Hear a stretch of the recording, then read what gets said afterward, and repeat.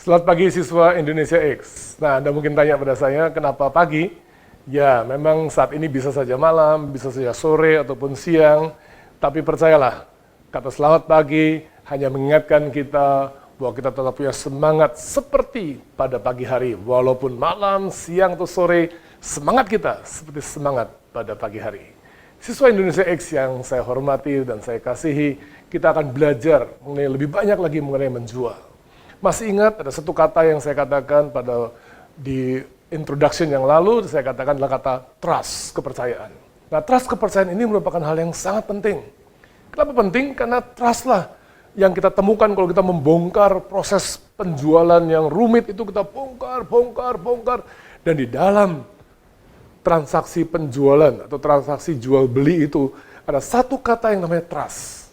Dan trust inilah yang membuat seseorang berani memutuskan untuk membeli satu produk berapapun harganya.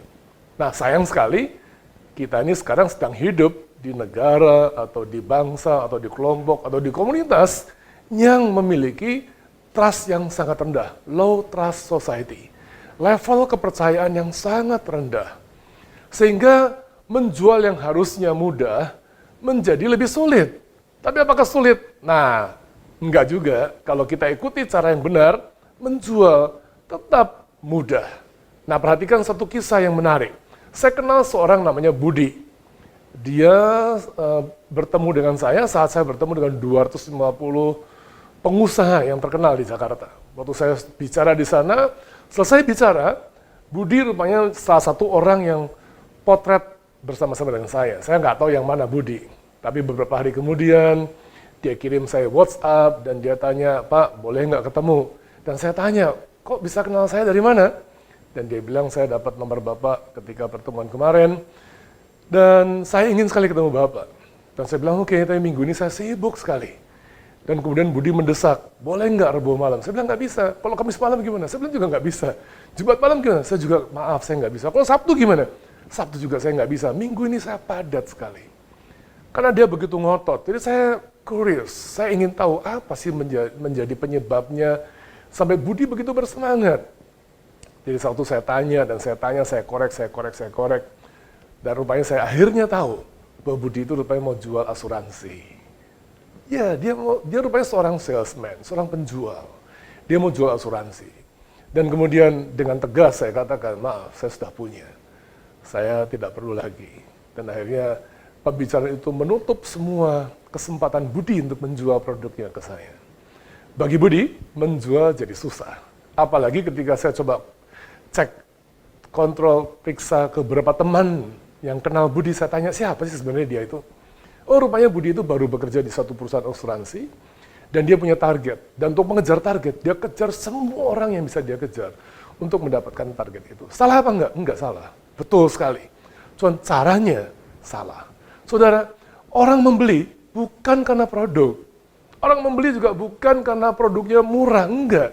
Orang membeli karena siapa yang menjualnya. Kalau saudara bisa menebarkan dan menyinarkan, punya citra yang dapat dipercaya, apapun yang saudara tawarkan, orang pasti mau beli.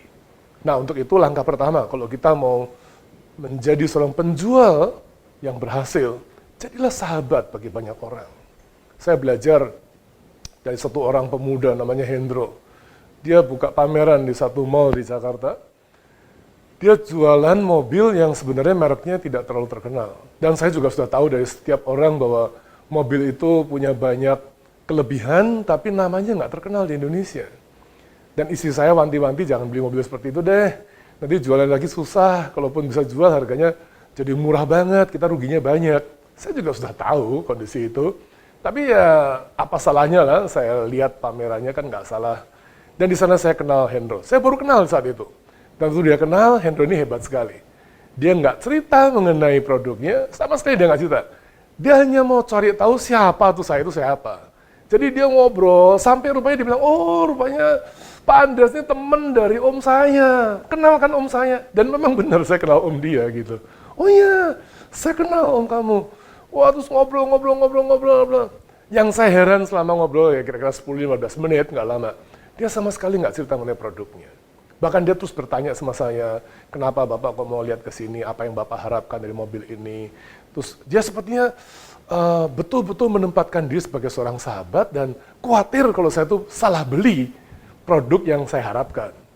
Dan setelah 15 menit, saya pulang, saya pamit sama dia dan dia hanya bilang begini, Pak, Bapak sudah sampai sini, kayaknya kalau nggak pulang nggak bawa apa-apa kan nggak enak. Saya punya satu souvenir. Ini ada brosur, brosur pun disebut souvenir oleh dia. Ini ada brosur, Bapak bawa pulang deh. Siapa tahu Bapak di rumah pengen tanya-tanya, ini brosurnya. Dan di belakang ini ada nomor telepon saya. In case Bapak perlu, hubungi saya segera. Menarik sekali, simple banget caranya. Dan saya pulang. Waktu pulang 2-3 hari, saya terpikir lagi mobil itu. Iseng saya telepon dia, Hendro, itu gimana? Katanya resale-nya nggak bagus. Ya memang resale itu sampai saat ini kurang menarik, Pak. Tapi gini, Pak, Bapak nggak usah mikirin resale, beli pun juga jangan terlalu mikirin. Coba dulu aja test drive. Gimana kalau minggu ini Bapak test drive? Kebetulan saya punya kesempatan untuk bawa mobil yang warnanya cocok dengan warna yang Bapak inginkan. Bapak suka warna hitam kan? Saya kaget, loh kok bisa tahu warna saya yang suka warna hitam? Saya nggak tahu kenapa, mungkin waktu dia tanya, banyak tanya, dia bisa mulai mengerti siapa saya dan apa yang saya sukai. Saudara, ini mentalitas yang benar dari seorang penjual. Pendek ceritanya saya simpulkan, pendek. Dalam 2-3 minggu saya ketemu lagi, berapa kali saya test drive. Pada akhirnya saya pulang ke rumah, saya ketemu istri saya dan saya bilang, oke, hari ini saya udah putuskan mau beli mobil. Dan istri saya tanya, mobil yang mana? Dan saya bilang, coba tebak mobil yang mana? Dan istri saya bilang gini, pasti mobilnya Hendro ya? Dan saya ketawa dengan napas yang lega, saya bilang, ya benar. Dan saya tidak pernah menyesal. Sampai hari ini, saya nggak nyesal. Sekalipun untuk saya jual, saya rugi 50%, saya pun nggak nyesal. Karena saya merasa, saya tahu semua resikonya waktu saya beli mobil itu. Saya sudah tahu resikonya. Apa yang saya bakal hadapi, saya sudah tahu semua. Hendro sudah menjelaskan semuanya. Jadi saya nggak merasa terjebak. Sepertinya saya sudah siap menghadapi resiko terburuk kalau saya beli mobil itu. Tapi lebih dari itu, saya bisa menikmati hal yang baik yang memang ada di mobil itu. Sampai hari ini, saya tidak pernah menyesal. Saudara, kalau saudara seperti Hendro, saya yakin menjual tidak menjadi sulit.